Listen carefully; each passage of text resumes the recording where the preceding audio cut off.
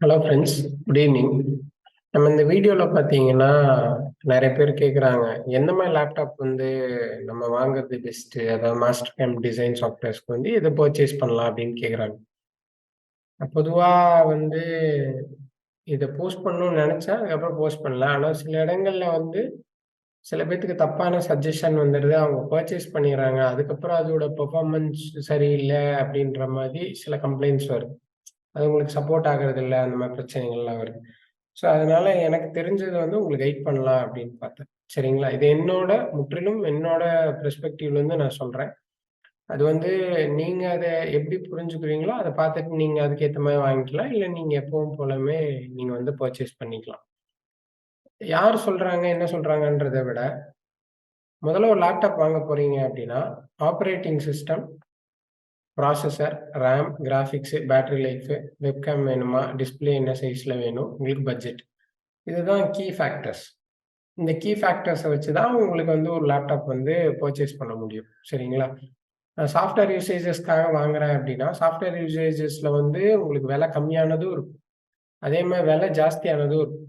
அப்ப நீங்க விலை ஜாஸ்தியானது போனீங்கன்னா, சில டைம் வந்து நம்மளுக்கு அது இப்போதைக்கு வாங்க தேவைப்படாது. அதே மாரி பார்த்தீங்கன்னா, சிலது விலை கம்மியா இருக்கும். பெர்ஃபார்மன்ஸ் ரொம்ப பேடா இருக்கும். ஸோ நம்ம என்ன பண்றோம் அப்படின்னா, ஒரு லேப்டாப் உடைய கீ ஃபங்ஷன்ஸ வந்து பெர்ஃபார்ம் பண்ண வைக்கிறது பார்த்தீங்கன்னா, ப்ராசஸரும், ரேமும் தான். சரிங்களா?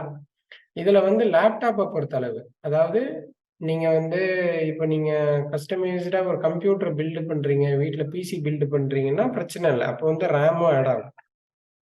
ப்ராசஸரும் ஆட் ஆகும். அதாவது உங்களுக்கு வேண்டாம் அப்படின்னா ப்ராசஸர சேஞ்ச் பண்ணிக்கக்கூடிய ஆப்ஷன்ஸாவது இருக்கும் போர்ட்ல.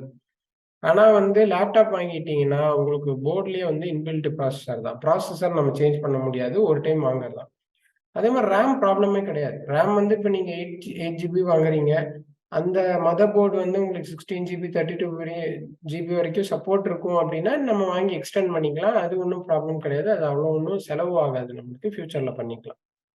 அப்போ முதல்ல ப்ராசஸர் சூஸ் பண்ணும்போது ரொம்ப நல்லா சூஸ் பண்ணுங்க. இந்த ப்ராசஸர்ல பார்த்தீங்கன்னா, நான் உங்களுக்கு பெர்சனலா அட்வைஸ் பண்றது வந்து, இப்போ நீங்க வந்து கேம்க்காக எடுக்குறீங்கன்னு வச்சுக்கோங்களேன். அது என்ன சாஃப்ட்வேரா வேணா இருக்கட்டும். சிலது பெரிய சாஃப்ட்வேர்ஸும் இருக்கு. NX எல்லாம் கொஞ்சம் பெரிய சாஃப்ட்வேர். அதே மாரி சாலிட்வொர்க்ஸும் பெரிய சாஃப்ட்வேர். நீங்க அசெம்பிளி, டிசைன் எல்லாமே பண்றீங்கன்னா, அதுக்கேத்த மாரி வாங்கிக்கோங்க. அதாவது ஃபர்ஸ்ட் நம்ம என்ன பார்க்க போறோம் அப்டின்னா, ப்ராசஸர தான் லேப்டாப் பொறுத்தவரைக்கும் பார்க்கணும். மத்தபடி அது ஸ்டோரேஜ் ஸ்பேஸ், ரேமு அதெல்லாம் வந்து தேவையில்ல நம்மளுக்கு.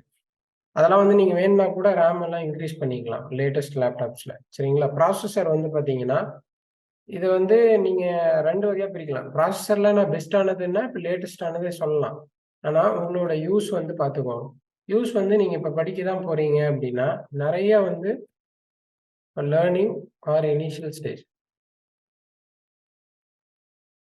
இனிஷியல் ஸ்டேஜா இருந்தா, என்ன கேட்டா புதுசு பர்ச்சேஸே பண்ணாதீங்க. ஏன்னா, நீங்க ஒரு ரூ. 30,000 ரூ. 40,000க்கு அதாவது ஒரு நார்மல் லேப்டாப் எடுக்கிறது வந்து லைக் என்னவா வேணா இருக்கட்டும். ஹெச்பில வந்து ஒரு 3300 Ryzen 3 நீங்க எல்லாமே எடுக்கிறது பார்த்தீங்கன்னா, உங்களுக்கு வந்து ஒரு நார்மல் பெர்ஃபார்மிங் லேப்டாப் தான். அதுக்கு வந்து நீங்க அவ்வளோ ரூ. 40,000 குடுத்து எடுக்கிறது வேஸ்ட் ஆக்சுவலி. அதுக்கு என்னன்னா, நல்ல OLX மாதிரி பிளாட்ஃபார்ம்ஸ்ல நீங்க என்ன பண்ணலாம் அப்டின்னா, நீங்க வந்து செகண்ட் ஹேண்ட் லேப்டாப்ஸ் வந்து பார்க்கலாம். ஆனா இது வந்து கொஞ்சம் ட்ரஸ்டபிளா பார்த்து செக் பண்ணி எடுங்க. உங்களுக்கு வந்து பார்த்தீங்கன்னா, குறைஞ்சது ஒரு i7ல 5த் ஜெனரேஷன்லருந்து ஸ்டார்ட் பண்ணுங்க. அல்லது i5 போறீங்கன்னா, i5 5த் அல்லது i5 8த் மேல எடுங்க. ஸோ இது எடுத்தீங்க அப்டின்னா, உங்களுக்கு Intel என்னைக்குமே லைஃப் வரும். Ryzen விட. ஸோ இது வந்து ஓரளவு பெர்ஃபார்மன்ஸ் குடுக்கும். இத வச்சு கொஞ்சம் ஓல்டர் வெர்ஷன்ஸ் ஹேண்டில் பண்ணிக்க முடியும். அதான் மாஸ்டர் கேமுக்கு சொல்லணும் அப்டின்னா, அ என்னென்ன 8.1 சப்போர்ட் ஆகும். 8.1ன்றது பழசு. அதுக்கப்புறம் 9.1 அப்புறம் X5 நல்லாவே இருக்கும். அப்புறம் X7, X8, X9 நல்லாவே பெர்ஃபார்ம் பண்ணும். அப்புறம் 2017ல இருந்து 2024 வரைக்கும். இப்போ வந்திருக்கிற வெர்ஷன் வரைக்குமே சப்போர்ட் ஆகும். ஆனா X9 வரைக்கும் வந்து கொஞ்சம் நார்மலாவே நல்ல பெர்ஃபார்மன்ஸ் இருக்கும். இந்த 2024 போடும்போது கொஞ்சம் லேகிங் இருக்கும். கொஞ்சம் ஹீட் இஷ்யூஸ் வந்து கிரியேட் ஆகும். இது நீங்க நார்மலா வந்து அதாவது நார்மலா ஒரு ப்ராசஸர் வச்சு எடுத்தீங்கன்னா, உங்களுக்கு வந்து நீங்க புது லேப்டாப் எடுத்தாலும் சரி, எக்ஸிஸ்டிங் இருக்கிற லேப்டாப்ஸ் எடுத்தாலும் சரி, உங்களுக்கு வந்து கண்டிப்பா இருக்கும். ஏன் அப்டின்னா, பழைய ப்ராசஸர் வந்து கொஞ்சம் நெறைய ரன்னிங் ப்ராசஸ் சாஃப்ட்வேர் ஓடும்போது, உங்களுக்கு வந்து ரொம்ப கொஞ்சம் என்ன சொல்றது? ஷட்டரிங் வந்து கொஞ்சம் இருக்கும். அதே மாரி ஹீட் இஷ்யூஸும் இருக்கும் பொதுவா. இது வாங்கும்போது பார்த்தீங்கன்னா, எனக்கு தெரிஞ்சு உங்களுக்கு ஒரு 22,000 20,000லயே வேல முடிஞ்சிரும். இத வச்சு நீங்க படிச்சு கொஞ்சம் நல்லா பழகிட்டு, அதுக்கப்புறம் பர்ச்சேஸ் பண்ணுங்க. என்ன கேட்டா மோர் தென் 30, 35க்கு மேல மோர் தென் 35, 40க்கு மேல வாங்குறீங்க அப்டின்னா, பெஸ்ட் ஆப்ஷன் வந்து கேமிங் லேப்டாப் தான். இது ப்ரொஃபஷனலா இருக்கிறவங்க எல்லாருமே அதான் வச்சிருப்பாங்க. மோஸ்ட்லி வந்து ஒருத்தர் சாஃப்ட்வேர்க்காக படிக்கிறதுக்காக நீங்க வாங்குறீங்கன்னா, நார்மல் லேப்டாப் வாங்காதீங்க. அது வந்து யூஸ்ட் நீங்க ஒண்ணு எடுத்தீங்கன்னா, ஒரு 22,000க்கு எடுத்தீங்கன்னா, அது நீங்க அழகா தட்டி, தட்டி யூஸ் பண்ணிட்டு, ஒரு டைம்க்கு மேல அது பெர்ஃபார்ம் பண்ணாது. சப்போர்ட்டும் பண்ணாது. அதுக்கப்புறம் அத குடுத்துட்டு நீங்க என்ன பண்ணிக்கலாம், நல்ல ஒரு கேமிங் லேப்டாப் எடுத்துக்கலாம். கேமிங் லேப்டாப்ல என்ன வரும்னா, அடிஷனலா ப்ராசஸர், இங்க ரேம விட கிராபிக்ஸ். ஸோ கிராபிக்ஸ்க்கு ஏத்த மாரி ரேட் வரும். இப்ப வந்து ஃபார் எக்ஸாம்பிள் ஒரு i5 அ 8ன்னு வச்சுக்கோங்களேன். i5 8த் ஜென் GTX கிராபிக்ஸோட ஒரு 1650 ப்ராசஸரோட அந்த கிராபிக்ஸ் கார்டோட போட்டீங்கன்னா, உங்களுக்கு வந்து ரேட் அரவுண்ட் வந்து ஒரு 50,000 டூ ஒரு 60,000 கிட்ட வரும். ஆனா இது வொர்த். இது வந்து உங்களுக்கு 3 சாஃப்ட்வேர் போட்டாலும் உங்களுக்கு தரமா வேலை செய்யும். இதுல வந்து GTX, RTX எல்லாம் இருக்கு. அது வந்து உங்களோட யூசேஜ பொறுத்து நீங்க வாங்கிக்கலாம். இது ஒண்ணு வாங்குனீங்கன்னா, அடுத்தடுத்த சாஃப்ட்வேர் அப்டேட் அடுத்து ஒரு 2, 3 வருஷத்துக்கு வந்தாலும் தாங்கும் லேப்டாப். நீங்க இத வாங்குனீங்கன்னு வச்சுக்கோங்களேன், அதாவது நார்மலா இருக்கிற லேப்டாப்ஸ், கிராபிக்ஸ் இல்லாத லேப்டாப் வாங்குனீங்கன்னா, அது வித்தின் 2 இயர்ஸ் ஆஃப் ஸ்பேன் தான். ரொம்ப லேட்டஸ்ட்டா சாஃப்ட்வேர் அப்டேட் ஆச்சுன்னா சப்போர்ட் ஆகாது. அதனால கிராபிக்ஸ் கார்டு இல்லாதது வாங்காதீங்க. கிராபிக்ஸ் கார்டு எதுக்கு அப்டின்னா, பொதுவா வந்து நம்ம ஒரு கோடிங் வந்து ஒரு 3டி மோல்டு டைப் போடுறோம். ஒரு பெரிய மாடல் எடுத்து போடுறோம்னு வச்சுக்கோங்க. அதோட ப்ராசஸிங் டைம் வந்து ரொம்ப எடுத்துக்கும் நம்மளுக்கு Mastercam. ஸோ நம்ம என்ன பண்ணலாம் அப்படின்னு பார்த்தீங்கன்னா, அந்த ப்ராசஸிங் டைம சீக்கிரமா பண்றதுக்கு தான் இந்த கிராஃபிக் கார்டு யூஸ் ஆகும். இப்போ ஒரு ப்ராசஸர வச்சு வேலை பண்றதுக்கு பதிலா, இந்த ப்ராசஸருக்கு பதிலா, இது வந்து ஒரு 10 ப்ராசஸருக்கு ஈக்குவலான பெர்ஃபார்மன்ஸோட இது என்ன பண்ணும்னா, அத வந்து கால்குலேட் பண்ணி உங்களுக்கு சீக்கிரமா அந்த அவுட்புட்ட குடுக்கும்.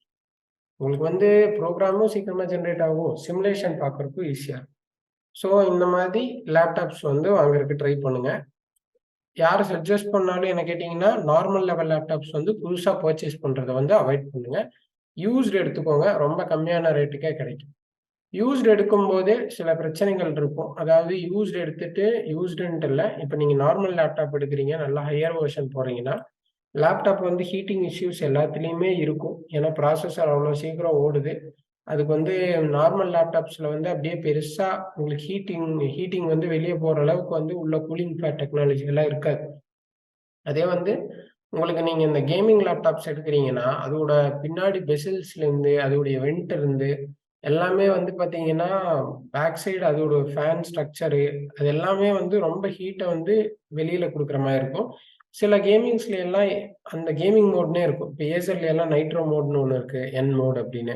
அதே மாரி எம்எஸ்ஐல எல்லாம் எம்எஸ்ஐ கேமிங் மோட்ன்னு ஒண்ணு இருக்கு. அதெல்லாம் ஆன் பண்ணி விட்டீங்கன்னா, உங்களுக்கு ஃபேன் ஹை ஸ்பீட்ல சுத்தும். அதனால ப்ராசஸர் ஹீட் ஆகாம உங்களுக்கு வந்து பார்த்தீங்கன்னா, நல்ல பெர்ஃபார்மன்ஸ் வந்து குடுக்கும். நீங்க குடுக்குற காசுக்கு கொஞ்சம் வொர்த்தபிளா இருக்கும். நான் உங்களுக்கு காட்டுறேன் சில சாம்பிள்ஸ். அதாவது லைக் HP Ryzen 3. ஓகே. நம்ம இப்ப என்ன பண்ணுவோம் அப்டின்னா, நார்மலான ஒரு லேப்டாப் சர்ச் பண்ணுவோம். HP Ryzen 3 3300U சரிங்களா? இது வந்து பார்த்தீங்கன்னா, ஷாப்பிங் அப்டின்னு போறோம். இது வந்து பார்த்தீங்கன்னா, உங்களுக்கு Ryzen 3 3300 UA வந்து பார்த்தீங்கன்னா, 34,000 நீங்க போட்டிருக்காங்களா? இதுலயே வந்து 5,300 U இதெல்லாம் வந்து 40,000 கிட்ட வருது. எவ்வளோ? 40,000 கிட்ட. இதோடதும் நார்மலா பழைய ஒரு ப்ராசஸர் எடுத்துக்குவோம். i7 5த் எல்லாம் ஓல்டு தான். அதெல்லாம் உங்களுக்கு லேப்டாப் வந்து ஒரு ரூ. 20,000க்கே கிடைக்கும். சரிங்களா? Ryzen அ 5300 UA எடுத்துக்கலாம். 5300 U லேப்டாப் இப்ப இங்க எவ்வளோ வருது உங்களுக்கு? ரூ. 40,000 போட்டிருக்காங்க. சரிங்களா? 8 ஜிபி ரேம் தான். அதெல்லாம் பிரச்சனை இல்ல. ரேம் நான் சொன்ன மாரி எக்ஸ்டெண்ட் பண்ணிக்கலாம் நம்ம. நம்ம இத வந்து கம்பேர் போட்டோம்னா, i7 5ன்றது உங்களுக்கு ஒரு 22,000க்கு நல்ல லேப்டாப்பா இருந்தாவே எடுக்கலாம். யூஸ்ட் அண்ட் ரொம்ப தட்டியிருக்காங்கனாலும் ஒரு 18 உங்களுக்கு கிடைக்கும். லேப்டாப் கண்டிஷன்ஸ பொறுத்து. இப்ப இதுல பாருங்க 5300 i7 5500 போட்டீங்கன்னா, இதுல வந்து இதுல 4 கோர் 8 த்ரெட்ஸ். இது 2 கோர் 4 த்ரெட்ஸ் ஓகே. உங்களுக்கு வந்து பெர்ஃபார்மன்ஸ் வைஸா பார்த்தீங்கன்னா, இது வந்து பார்த்தீங்கன்னா, மேக்ஸிமம் ஜிபிஎம் மெமரி வந்து 16 வரைக்கும் எடுக்கும். அதே மாரி இது வந்து பார்த்தீங்கன்னா, 2 ஜிபி வரைக்கும் தான் எடுக்கும். ஸோ இந்த மாரி சில கம்பேரிசன்ஸ் வந்து இருக்கும். ஆனா மேஜரா பார்த்தீங்கன்னா, இது குடுக்குற பெர்ஃபார்மன்ஸ்க்கும், இது குடுக்குற பெர்ஃபார்மன்ஸ்க்கும் ஒரு 20% தான் டிஃபரன்ஸ் வரும். மத்ததெல்லாம் சேமா தான் இருக்கும். நான் என்ன சொல்றேன்னா, அதுக்கு தான் நீங்க என்ன பண்ணிக்கோங்க, எம்எஸ்ஐ அந்த மாரி கேமிங் லேப்டாப் போயிருங்க. எம்எஸ்ஐ, ஏசூஸ் அந்த மாரி போயிடுங்க. இப்ப இதோட பட்ஜெட் பாருங்க. நார்மல் லேப்டாப் பாருங்க. ரூ. 40,000 வருதுங்களா? எம்எஸ்ஐ கேமிங் லேப்டாப் நீங்க போனீங்கன்னா, ஷாப்பிங் ஒரு அதாவது அது வந்து 40,000 இதுல வந்து பாத்தீங்கன்னா, 53,000க்கு வந்து பாத்தீங்கன்னா, உங்களுக்கு i7 11த் ஜெனரேஷன் வந்துரும். சரிங்களா? 11த் ஜெனரேஷன்லாம் ரொம்ப பவர். அதே மாரி 8 ஜிபி ரேம் வந்துரும். என்எம்பி எஸ்டி கார்டு எஸ்டி கார்டுலாம் விட்டுருங்க. அதெல்லாம் பிரச்சனை இல்ல நம்மளுக்கு. நம்ம வந்து ப்ராசஸர் பார்க்குறோம். i7 11த் ஜென் இருக்கு. அதே மாரி GTX 1650 graphic card 4 GB graphic கார்டோட வரும். உங்களுக்கு வந்து சாஃப்ட்வேர் வந்து ஒரு 3 சாஃப்ட்வேர் அட் அ டைம்ல போட்டு நல்லா லோட் பண்ணீங்கனாலும் பிசி வந்து தாங்கும். ஹீட் ஆகி ஷட் டவுன் ஆகாம தாங்கும். நம்ம நார்மலா இந்த மாரி லேப்டாப்ஸ் வந்து அந்த மாரி எல்லாம் சப்போர்ட் பண்ணாது. அதனால நீங்க எடுக்கும்போது கொஞ்சம் யூஸ்டா எடுத்து பழகிட்டு, அதுக்கப்புறம் இந்த மாரி கிராபிக்ஸோட இருக்கிற மாரி கேமிங் லேப்டாப் வந்து பர்ச்சேஸ் பண்ணிக்கோங்க. பர்ச்சேஸ் பண்ணீங்கன்னா, நீங்க ஸ்பெண்ட் பண்ணி வாங்குற மணிக்கு வந்து ரொம்ப வேல்யூபிளா இருக்கும். இதுலயே வந்து நல்லா காசு இருக்குன்னா, ஆர்டிஎக்ஸ் எல்லாம் வாங்கலாம். மேபி நீங்க ஒரு 2, 3 சாஃப்ட்வேர் வந்து யூஸ் பண்ணுவீங்க. ரொம்ப அனாலிசிஸ் பண்ணுவீங்க. அந்த மாரிலாம் இருந்தா நீங்க வாங்கிக்கலாம். சரிங்களா? ஸோ ஒரு லேப்டாப்ன்றது ஒரு நல்ல குவாலிட்டி லேப்டாப் வாங்குங்க. ஒன் டைம் இன்வெஸ்ட்மென்ட்டா இருக்கும். நல்லா உங்களுக்கு த்ரூ அவுட் த இயர்ஸ் நல்லா என்ன சாஃப்ட்வேர் அப்டேட்ஸ் வந்தாலும் ஒரு 3 வருஷத்துக்கு தாங்கும். இதே வந்து நீங்க நார்மலான ஒரு கிராஃபிக் கார்டு இல்லாம இந்த மாரி இதெல்லாம் வந்து எஜுகேஷன் வெர்ஷன் லேப்டாப்ஸ் மாரி இருக்கும். உங்களுக்கு சாஃப்ட்வேர் வேலை செய்யும். வேலை செய்யாதுன்னு சொல்ல வரல. நம்ம குடுக்குற காசுக்கு இது வந்து வொர்த் இல்ல அப்படின்னு சொல்லிட்டு. இத விட கொஞ்சம் ஒரு நீங்க போட்டீங்கன்னாவே ரொம்ப நல்ல பெஸ்ட்டான பிசிஸ் வந்து எடுத்துக்கலாம். சரிங்களா? ஸோ என்னோட கன்க்ளூஷன் என்ன அப்படின்னா, நீங்க இனிஷியலா படிக்க போறீங்கன்னா, ஒரு i7 5த் ஜெனரேஷன்ல வந்து யூஸ்ட் லேப்டாப் வந்து எடுத்துக்கோங்க. யூஸ்ட் லேப்டாப் வாங்குங்க. அப்படி உங்ககிட்ட வந்து, இல்ல நான் புதுசா எடுக்க போறேன்னா, தயவு செஞ்சு நார்மல் லேப்டாப்ஸ் எடுக்காதீங்க. ப்ராசஸரும், கிராபிக்ஸும் நல்லா இருக்கிற மாரி லேப்டாப்ஸ் எடுத்துக்கோங்க. உங்களுக்கு லாங் லாஸ்டிங்கா வரும். குடுக்குற காசுக்கு வொர்த்தியா இருக்கும். சரிங்களா? ஹெல்ப்ஃபுல்லா இருக்கும்னு நம்புறேன். ஸோ நம்ம இன்னொரு யூஸ்ஃபுல்லான வீடியோல நெக்ஸ்ட் சந்திப்போம். சரிங்களா? Thank you.